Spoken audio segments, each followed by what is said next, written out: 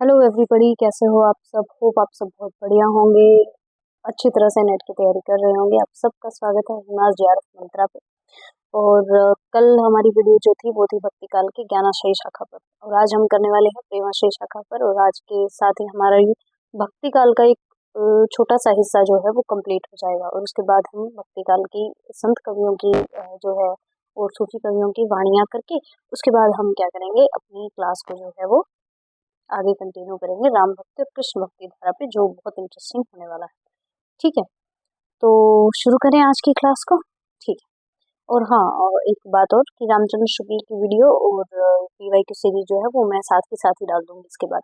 ठीक है, चलिए देखिए। सबसे पहले जो है सूफी काव्य धारा की भावगत विशेषताएं जो है क्या थी कि सूफी दर्शन या तसव्वुफ का आधार है परमात्मा को प्रेमिका व बंदे को प्रेमी के रूप में परिकल्पित करना, खुदा के साथ भय का नहीं प्रेम का संबंध, मारिफत सिद्धावस्था की उपलब्धि जिसमें साधक अपनी आत्मा को परमात्मा में फना यानी लीन कर देता है, इश्क मजाजी से इश्क हकीकी तक की यात्रा, इश्क मजाजी और इश्क हकीकी तक की यात्रा जो है वो सूफी हमें काव्य धारा के अंदर देखने को मिलती है। पहली बात ये इश्क हकीकी और इश्क मजाजी है कि इश्क मजाजी यानी इश्क में पहले जो है वो एक टाइप से लीन होना, और इश्क हकीकी यानी कि लास्ट में उसमें फना हो जाना और खत्म हो जाना, एक टाइप से इश्क हकीकी की यात्रा उन्होंने बताया है। ठीक है। सूफी काव्य इस्लामी काव्य है, तो हमें इसके अंदर उर्दू शब्द जो है वो ऑलमोस्ट देखने को मिलेंगे, एडजस्ट करना पड़ेगा थोड़ा सा। आगे देखिए कि सूफी काव्य में परमात्मा को प्रेमिका और आत्मा को पुरुष रूप में स्वीकार किया गया, जबकि संत कवियों ने परमात्मा को पुरुष रूप और आत्मा को स्त्री रूप में स्वीकार किया, प्रेम की मूल्य के रूप में स्थापना। पहली बार ऐसा हुआ कि संत कवियों ने परमात्मा को पुरुष रूप दिया है, यानी बड़ा एक टाइप से पुरुष प्रधान टाइप हमें समाज थोड़ा सा दिखाई देता है कि उन्होंने बड़ा रूप जो है वो किसको बताया है, पुरुष को बताया, और पुरुष किसको बताया, परमात्मा को बताया। लेकिन वहीं पर सूफी काव्य में परमात्मा को प्रेमिका बताया गया है, पुरुष आत्मा को बताया गया है, यानी इंसान को बताया गया। एक टाइप से प्रेम की मूल्य के रूप में स्थापना की गई, यानी प्रेम एक टाइप से इन्होंने इम्पोर्टेंट बताया। मूल्य मतलब कि ये जरूरी है, इसके बिना ईश्वर की प्राप्ति हो ही नहीं सकती। प्रेम को इन्होंने सर्वप्रथम रखा और सर्वश्रेष्ठ भी माना।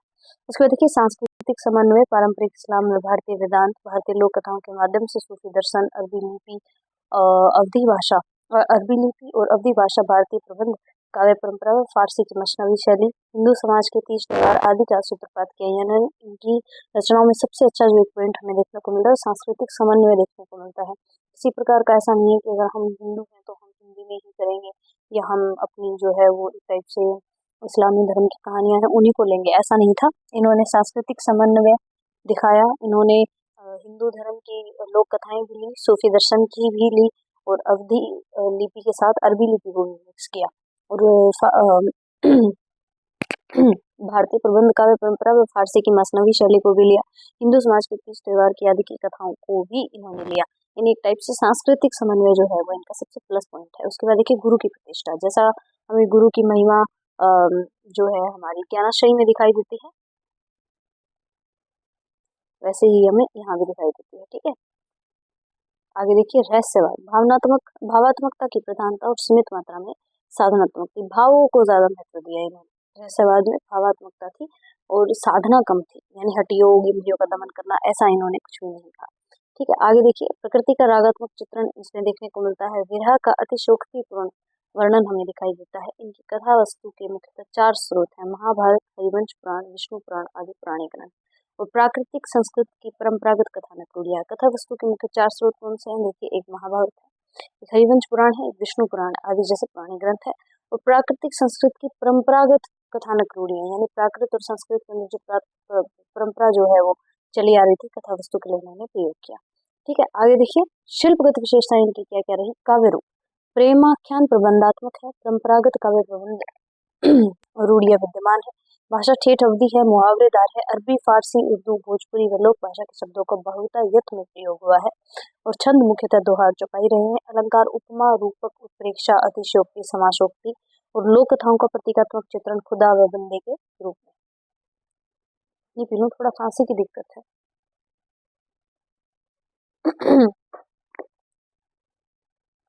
आगे देखिए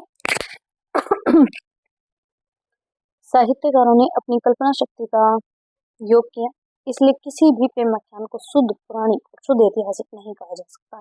ये ना मेरे हिसाब से हल्का सा जो है मेरे से स्लाइड मिस हो गई है, और स्लाइड पहले डालनी है। ठीक है, ये था पहले। तो ये पढ़ते हैं, देखिए इस्लाम धर्म की संक्षिप्त सूफी धर्म की संक्षिप्त रूपरेखा, इसलिए कि इस्लाम से शरा और बेशरा नाम की निकली। जो शरा था वो सनातनी रूप में हुआ और बेशरा से सूफी हुआ। सूफी से 4 संप्रदाय आए, आई डोंट नो ये हुआ क्या है इसके अंदर।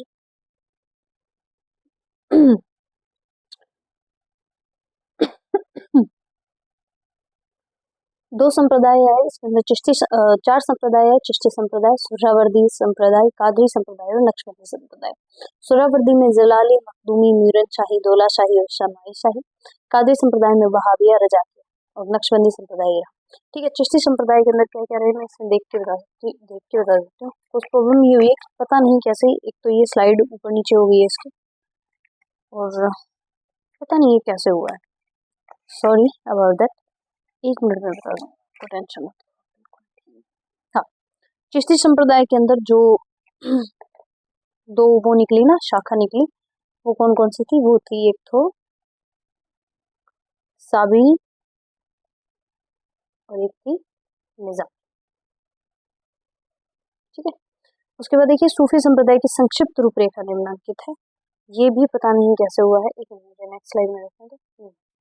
ये मैं काम करूंगी, इसकी फोटो जो है ना वो अलग से टेलीग्राम पे डालूंगा। ठीक है, इस स्लाइड को याद रखना आप, मुझे एक मैसेज जरूर डाल देना टेलीग्राम पे, ताकि मैं इसको दोबारा से डाल दूं, वैसे मैं याद करके डाल दूं। आगे देखिए, भारत में सूफी का प्रचार प्रसार 12वीं सदी में ख्वाजा मोइनुद्दीन चिश्ती ने किया था।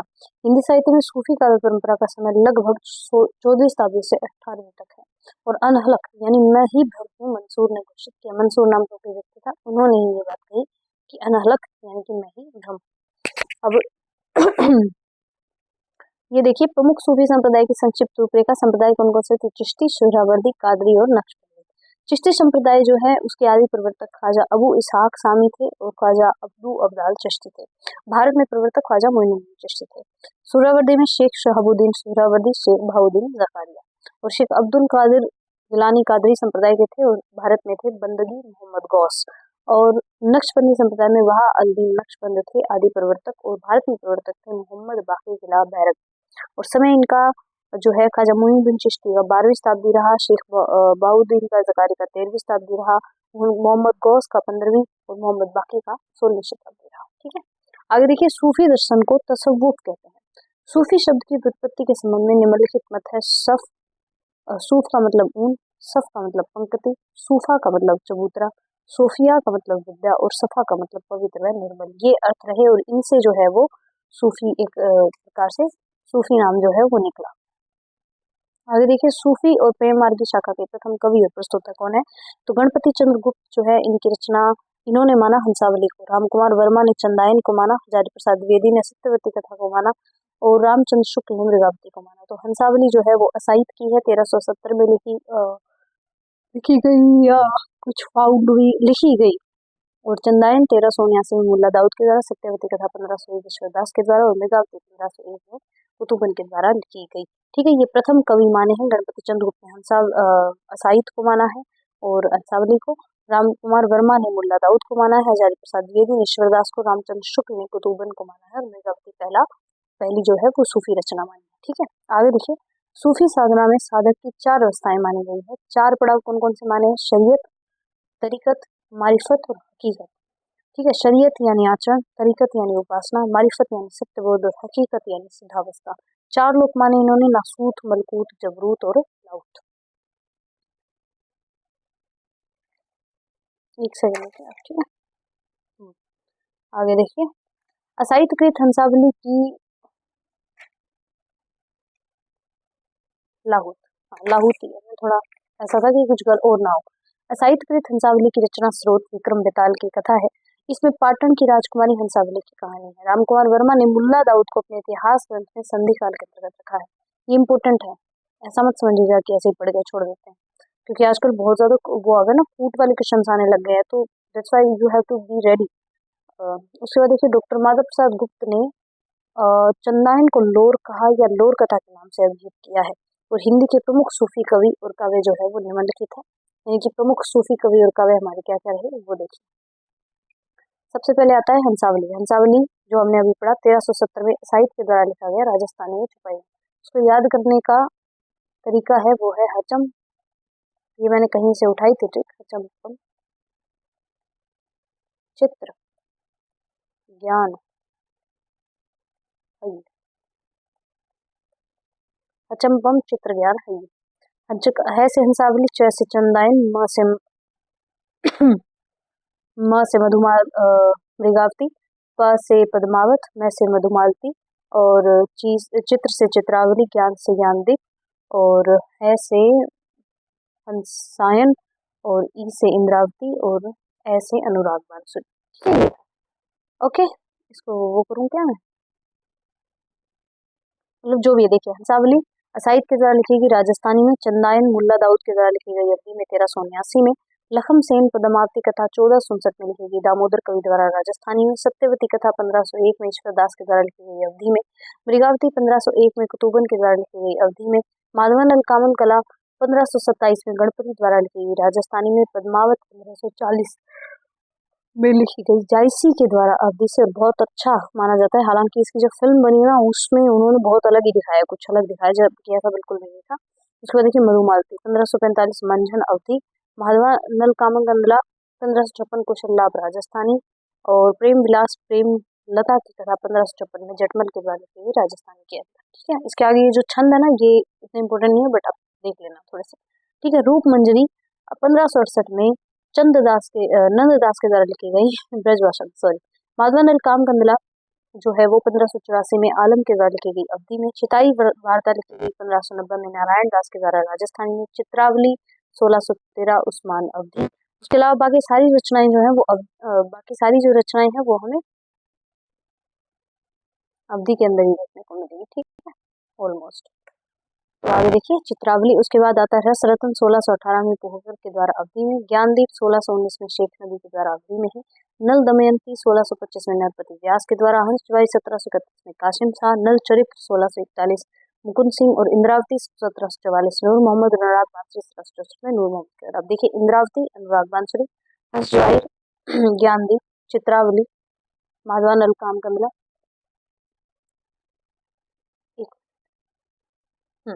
उसके अलावा हंसावली, चंदायन, और सत्यवती कथा, मृगावती, और माधवान काम कंदला, ये दोनों। ठीक है, पद्मावत, मधुमालती, और ये भी माधवान काम कंदला चौपाई। ये जो मैंने निशान लगाया ना ये बहुत इंपॉर्टेंट है, रट लेना है इनको। ऐसा नहीं है कि पढ़ना है ऐसे ही छोड़ देना, नहीं, रट लेना बिल्कुल क्लियर तरीके से। उसका देखिए मलिक मोहम्मद जायसी 1942 के 1492 के अंदर आखिरी कलाम में जायसी ने अपने जन्म के विषय में लिखा है। ये मलिक मोहम्मद जायसी जो है ना इसकी पद्मावत के बारे में हम डिटेल में देख रहे हैं क्योंकि ये इंपॉर्टेंट है। ठीक है, आखिरी कलाम में जायसी ने अपने जन्म के विषय में लिखा है, भा अवतार मोर 9 सदी 30 बरस ऊपर कभी बदी। जायसी सूफी फकीर शेख मुहाउद्दीन के शिष्य थे व जायस में रहते थे। शुक्ल ने पद्मावत के पूर्वार्ध को कल्पित और उत्तरार्ध को ऐतिहासिक माना है। शुक्ल के अनुसार कबीर ने केवल भिन्न प्रतीत होती हुई परोक्ष सत्ता की एकता का आभास दिया था, प्रत्यक्ष जीवन की एकता का दृश्य सामने रखने की आवश्यकता बनी थी, यह जायसी के द्वारा पूरी हुई। बहुत इंपॉर्टेंट कोटेशन है।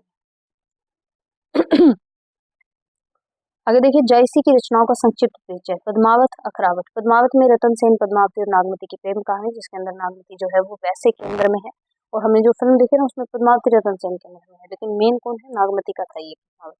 उसको देखिए खरावट। देवनागरी वर्णमाला के हर अक्षर को लेकर सिद्धांत संबंधी तत्वों से भरी चौपाई और सूफी दर्शन को प्रस्तुत करना। आगे देखिए आखिरी कलाम। कयामत का वर्णन है, हजरत मोहम्मद का मतलब बहुत आती है, बहुत बहुत रिपीट होती है।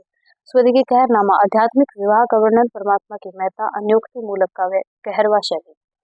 ये याद रखना किस शैली के अंदर लिखा गया है, कहरनामा कहरवा शैली। चित्ररेखा। चित्ररेखा पर प्रीतम कुंवर की प्रेम कहानी। मसलनामा। लोकोक्तियों के माध्यम से ईश्वर के प्रति प्रेम आदि। ये मैंने पता है क्यों इम्पोर्टेंट लगवाया, एक क्वेश्चन था मेरे को अभी याद है किस कौन सी उसमें था, लेकिन एक क्वेश्चन आया था उसके अंदर, ये अभी शायद लास्ट ही था, लास्ट से लास्ट था, नेट का पेपर था मैंने दिया था, तो उसके अंदर एक ये नहीं है हमारा, कौन सी कहानी है, तीसरी कसम शायद कहानी थी, उसके अंदर से गीत दे दिया था, और उसमें ना भजैया करके ऐसे उस गीत के बोल थे, भजैया करके नीचे ऑप्शन दिए हुए थे कि ये जो है वो कौन सी शैली का गीत है, नीचे लिखा था बजाई गीत, और ये सावन गीत ऐसे करके लिखा था, और मैं बुझाई गीत नहीं करके आई थी, जबकि वो था बुझाई गीत ही, मैं बुझाई गीत नहीं करके आई, ज्यादा डेढ़ शानी बन गई थी, मैं कहा बुझाई गीत तो क्या ही होगा। और मैं कहा ये तो बहुत इजी ऑप्शन हो गया, मैं बहुत डेढ़ शानी बन गई, फिर उसमें वो गलत कराई, ऑप्शन उसका बुझाई ऑप्शन था। इसलिए कई बार हम इन चीजों को इग्नोर कर देते हैं, बट ये आती है। ठीक है, तो कहर नामा की कहर भाषा दी। आगे देखिए कनावत। कृष्ण का चरित्र है पद्मावत जैसी शैली संभवतः हिंदी साहित्य का प्रथम कृष्ण काव्य है। संभवतः बोला गया है, लेकिन याद रखना है कि संभवतः भी अगर हिंदी साहित्य का प्रथम कृष्ण काव्य माना गया तो किससे माना गया?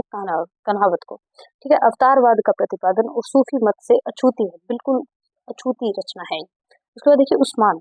उस्मान जहांगीर के समकालीन थे, ये हाजी बाबा के शिष्य थे, हाजी बाबा चिश्ती वंश के थे। उस्मान ने चित्रावली में स्पष्ट रूप से रचना का उद्देश्य अमर होने की इच्छा बताई है। उन्होंने चित्रावली से बढ़कर प्रेम कथा लिखने की चुनौती दी है। इसमें काबुल, बदखशां और खुरासान और रूस, शाम, मिस्र, इस्तांबुल, गुजरात, सिंहलदीप आदि जगहों का उल्लेख मिलता है। इसमें तत्कालीन राजनीतिक व्यवस्था के प्रति सतर्कता थी, इसलिए अंग्रेजों का उल्लेख किया है। वलनदीप देखा अंग्रेजा जा तहाँ जाई जेहि कठिन करी जा, यानी कि देख लो। अब आप इसको देख के कभी कभी ऐसे शक भी होता है कि ये उस समय की थी क्या। उसके बाद देखिए चित्रावली। 1613 की रचयिता उस्मान ने अमर होने की इच्छा के उद्देश्य से रचना की। इन्होंने अन्य कवियों को अपनी रचना से उत्कृष्ट रचना करने की चुनौती देते हुए कहा, जा की बुद्धि होई अधिकाई, आन कथा एक कहे बनाई।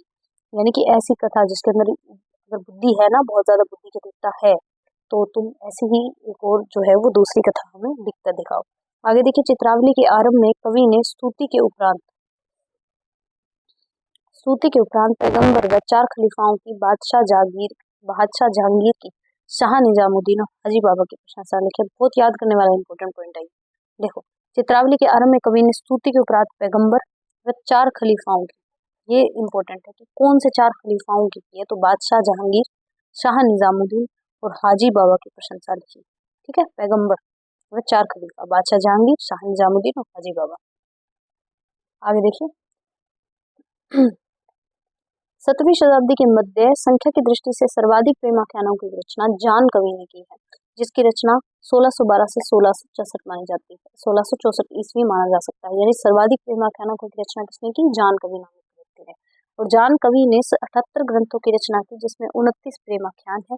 इसमें से प्रमुख कौन कौन से हैं? कथा रत्नावली, कथा कनकावती, कथा मोहिनी, कथा कमलावती, कथा नल दमयंती, कलावंती, रूपमंजरी, पिजरशां, सहीजा देवा देवल दे और कथा कलंदर, ग्रंथ लैलई मजनू। आगे देखिए जान कवि प्रथम हिंदी कवि है जिन्होंने फारसी के लैला मजनू आख्यान को लेकर लैलई मजनू काव्य की रचना की है, यानी पहले कवि थे। जान कवि की भाषा राजस्थानी प्रभावी ब्रज भाषा है, और दामोदर कवि ने अपनी रचना लखम सेन पद्मावती कथा को वीर कथा कहा है। आचार्य रामचंद्र शुक्ल ने ईश्वरदास कृत सत्यवती कथा को भक्ति काल की किसी धारा में स्थान नहीं दिया। बीगावती के रचयिता कुतुबुन चिश्ती वंश के शेख बुरहान के शिष्य थे और जौनपुर के बादशाह हुसैन शाह के आश्रित कवि थे। ये मैं क्यों डाले मैंने, ये गोविंद वाले से डाले हैं, 1 लाइन ट्यूशन, लेकिन याद करना है सारे के सारे, एक भी ऐसा नहीं है जो कर रही हूँ ना वो मोस्ट इंपोर्टेंट है, बाकी सारे इंपोर्टेंट है ही। उसके बाद देखिए मृगावती में चंद्रनगर के गणपति देव के राजकुमार और कंचनपुर की रानी रूप मुरारी का यहाँ मृगावती की प्रेम कथा का वर्णन है। मंजन कई मधुमालती हिंदी का प्रथम प्रेम आख्यान काव्य है, जिसमें बहुपत्नीवाद का सर्वथा अभाव है। आगे देखिए मधुमालती में नायक मनोहर और महारस नगर की राजकुमारी मधुमालती की प्रेम कथा के अनंतर प्रेम और ताराचंद की भी प्रेम कथा समांतर रूप से मिलती है। बनारसी दास ने अपनी आत्मकथा अर्ध कथानक में 2 प्रेमाख्यान मृगावती और मधुमालती का उल्लेख किया है, जो निम्नांकित है। तब घर में बैठे रहे नाइन हाट बाजार, मधुमालती मृगावती पोथी 2 4, यानी कि इतना मतलब क्रेज था इसका। उसके बाद देखिए सन 1643 में, यानी संवत 1700 के अंदर दक्षिण के शायर नसरती ने मधुमालती के आधार पर दक्षिणी उर्दू में गुलशन इश्क नाम की एक प्रेम कथा लिखी। जायसीकृत पद्मावत में कुल 57 खंड है और इनका प्रिय अलंकार उत्प्रेक्षा है। मलिक मोहम्मद जायसी ने अपने पूर्व में लिखे गए 4 प्रेमाख्यानों का उल्लेख किया है, मधुमालती, मृगावती, मुग्धावती और प्रेमवती। जायसी प्रसिद्ध सूफी फकीर शेख मुहिउद्दीन के शिष्य थे और शेर शाह के समकालीन कवि थे और अमेठी के निकट जायस में रहते थे। शायद हम बिल्कुल फर्स्ट में किया था, ये शायद गलती से मेरे से 2 बार कॉपी हो गया है। जायसी द्वारा रचित महत्वपूर्ण ग्रंथ पद्मावत, अखरावत, नागमती, पद्मावती, रतन सेन की प्रेम कहानी और वर्णमाला के एक एक अक्षर को लेकर सिद्धांत संबंधी तत्व सिद्धि छुपाई है। ये हम कर चुके हैं, तो हम आगे यही पढ़ेंगे। आचार्य रामचंद्र शुक्ल ने जायसी के रचित 3 ग्रंथों पद्मावत, अखरावत और आखिरी कलाम का ही उल्लेख किया है। आचार्य शुक्ल के अनुसार पद्मावत की कथा का पूर्वार्ध कल्पित और उत्तरार्ध ऐतिहासिक है। आचार्य शुक्ल के अनुसार भी, और ये बात उन्होंने कहाँ से ली है, इनके क्या बोलते हैं, हमारे जो जायसी हैं उनके ग्रंथ से लिया, उन्होंने यही बोला। आचार्य शुक्ल ने लिखा है, कबीर ने, ये हम कर चुके हैं। ये एक एक्चुअली दृष्टि के अंदर यहीं से गोविंद बल्लभ पांडे वाली से उठाया गया। ठीक है, ये बहुत इंपॉर्टेंट स्लाइड है, बहुत ही इम्पोर्टेंट है, मोस्ट मोस्ट मोस्ट इम्पोर्टेंट है। ठीक है, रतन सेन को इन्होंने मन माना है, सिंघल को हृदय, पद्मावती को श्रद्धा या सात्विक बुद्धि, सुआ और हीरामन तोता को गुरु, नागमती दुनिया धंधा या सांसारिक बुद्धि, राघव चेतन शैतान और अलाउद्दीन माया। आगे पद्मावत के बारे में शायद हम वैसे तो थोड़ा सा पढ़ चुके हैं, लेकिन एक बार और देख लेते हैं। देखो, जायसी ने पद्मावती के निर्माण काल का समय 927 हिजरी यानी सन 1520 दिया है, लेकिन जायसी ने पद्मावत में शाही वक्त शेरशाह की प्रशंसा भी की है। शेरशाह का शासन 947 हिजरी में आरंभ होता है। शुक्ल जी ने लिखा है, इस दशा में यही संभव जान पड़ता है कि कवि ने कुछ थोड़े से पद तो सन 1520 में ही बनाए थे, पर ग्रंथ को 19 या 20 वर्ष पीछे शेरशाह के समय पूरा किया। अतः पद्मावत का सही समय सन 1540 947 ईस्वी मानना ही तर्कसंगत लगता है। सन 1540 ईस्वी को ही डॉक्टर नगेंद्र द्वारा संपादित इतिहास व बच्चन सिंह के इतिहास ग्रंथ में सही माना गया है। यहाँ तक बच्चन सिंह ने सन 927 आहा को नकल की गलती मानते हुए सन 947 आहा को सही माना है। यानी किसी ने अगर इसकी नकल की तो गलती से ऐसा लिख दिया होगा। ये बात किसने कही है? हमारे बच्चन सिंह ने। आगे देखिए, कवि ने पद्मावत के निर्माण काल के विषय में लिखा है कि सन 927 आहा कथा आरंभ बयान कहा। इसे अवधि का प्रथम महाकाव्य माना जाता है और इसमें 57 खंड है। उत्प्रेक्षा अलंकार की प्रधानता है। ग्रंथारंभ में शाही वक्त शेरशाह की प्रशंसा है। शेरशाह दिल्ली सुल्तान चारों खंड तपे जस भानु। और पद्मावत का एक मंगलानुवाद अराकान राज्य के वजीर मगन ठाकुर ने सन 1650 के आसपास आलो उजाला नामक कवि से करवाया था। पद्मावत में पद्मिनी परम सत्ता का, रतन सेन साधक का, राघव चेतन शैतान का प्रतीक है। इसकी कथा तो लौकिक धरातल पर चलने के लिए साथ साथ पद्मावत को प्रतीकात्मक काव्य कहा जाता है। विजयदेव नारायण शाही ने पद्मावत को अपने ढंग की त्रासदी कहा है। शाही जायसी को मूलतः कवि ही मानते हैं, यानी अपने ढंग की त्रासदी पद्मावत को किसने कहा है? विजयदेव नारायण शाही ने कहा है। पद्मावत को अन्योक्ति व समासोक्ति दोनों के तत्व हैं, फिर भी यह समासोक्ति के निकट है। पद्मावत को प्रतीकात्मक काव्य कहा जाता है। अगला देखिए, विजयदेव नारायण शाही ने पद्मावत को हिंदी में अपने ढंग की अकेली ट्रेजिडी कृतिका है, जो अभी हमने पढ़ा।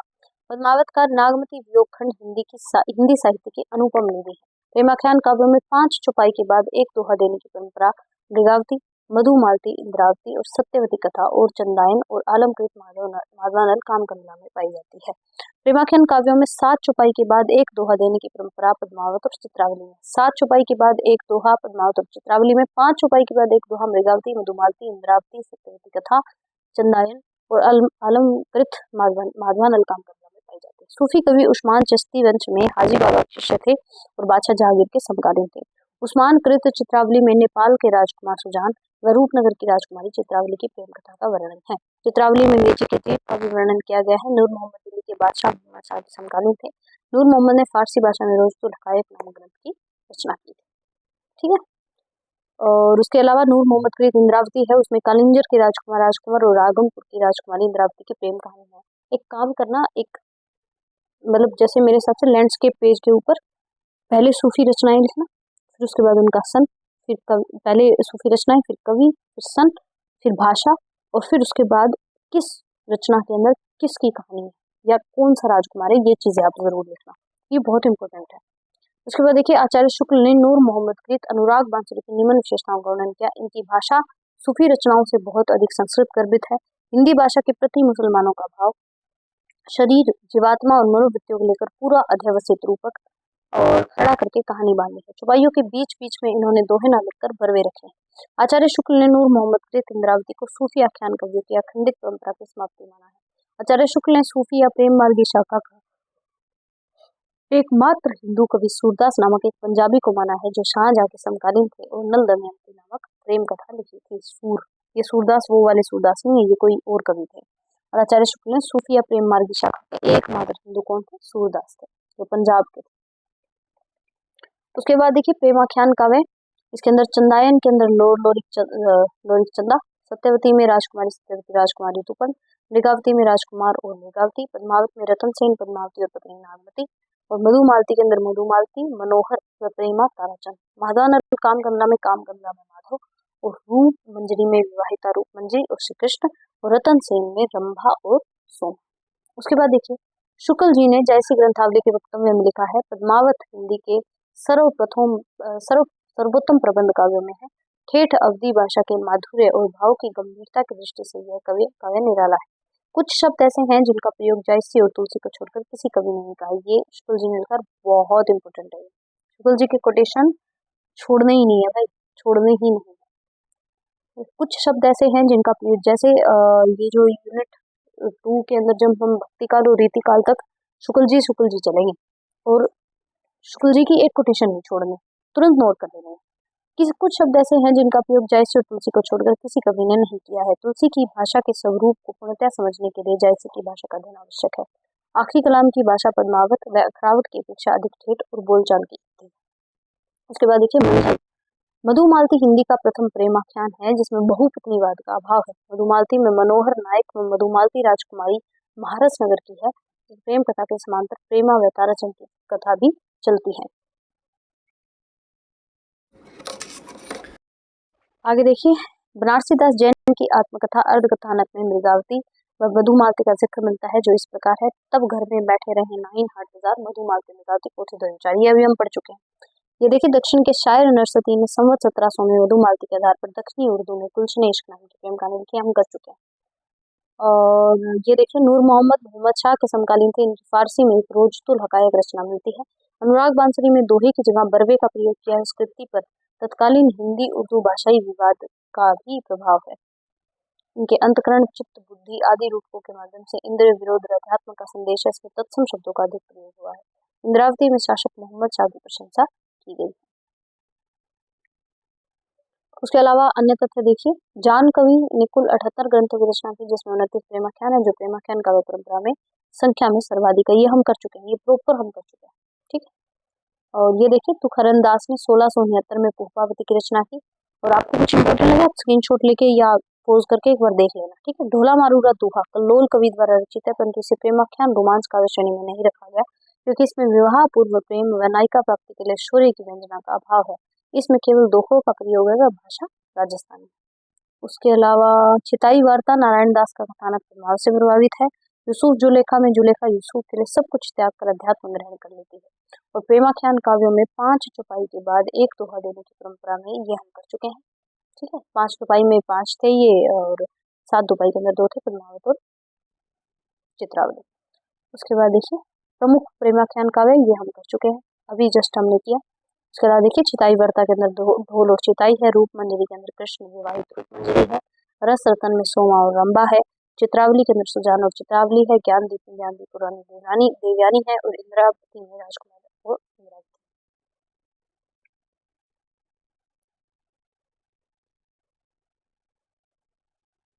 Okay, that's it for the day. I don't know what's going on in my slides, but अगली जो हमारी इसके अंदर आया है पता नहीं कैसे, बट फिर भी अगली हमारी जो क्लास है उसके अंदर हम संत कवियों की प्रमुख पंक्तियां कहेंगे। बहुत छोटी सी क्लास होने वाली है। कोशिश करूंगी कि संत कवि और सूफी कवियों दोनों की प्रमुख पंक्तियां जो हैं वो कर लें। बाकी एक बार पहली कोशिश ये कि संत कवियों की करें, ठीक है। अगर हुआ तो फिर सूफी कवि और संत कवियों के दोनों के साथ की कर लेंगे। कल एडिट करूंगी, उसके बाद पता चलेगा, ठीक है। आज की क्लास को यहीं तक रखते हैं। कल मिलते हैं हम एक नई क्लास, नई वीडियो, नए टॉपिक के ऊपर। तो कल माफ कीजिए, कल जो है वो रामचंद्र शुक्ल, माफ कीजिए, कल जो है हम रामचंद्र शुक्ल की सेकंड वीडियो जो है वो डाल दूंगी और अभी अपलोड कर दूंगी मैं रामचंद्र शुक्ल और पीवाईक्यू वाली वीडियो, ठीक है। अगर आपको कोई भी सजेशन है, आप कुछ भी ऐसा जो पर्सनल मेरे को बताना चाहें या पब्लिक कुछ भी बताना चाहें, आप मुझे मेल कर सकते हो। उसके अलावा आप ये टेलीग्राम चैनल ज्वाइन कर लीजिए। कुछ भी नया अपडेट आता है तो I will tell everybody. If you have any feedback about the class, my mistakes and कोई सजेशन आपका हो, कोई कन्फ्यूजन हो, तो आप मुझे तुरंत बता सकते हैं कमेंट बॉक्स के अंदर, ठीक है। आज की क्लास को यहीं तक रखते हैं। अगर किसी का कोई भी सवाल है आप प्लीज़ मुझे ज़रूर बताएं, और कोई भी आपका कंफ्यूजन है ज़रूर मुझसे पूछें। ठीक है, चलिए आज की क्लास को यहीं तक रखते हैं। Good night, bye bye, take care everybody.